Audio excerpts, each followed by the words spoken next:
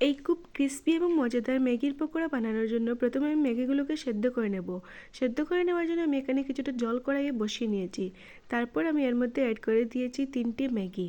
ম্যাগিগুলোকে আমি ততক্ষণ সেদ্ধ করব যতক্ষণ পর্যন্ত জল পুরোপুরি শুকিয়ে না যায়। তারপর জল শুকিয়ে গেলে আমি এটাকে একটি পাত্রে ট্রান্সফার করে নিয়ে ঠান্ডা হওয়ার জন্য রেখে দেবো।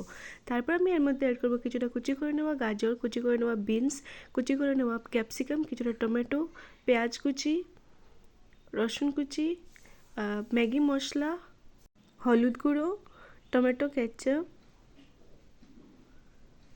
গরম মশলা গুঁড়ো এবং কিছুটা বেসন। তারপর আমি সামান্য লবণ অ্যাড করব।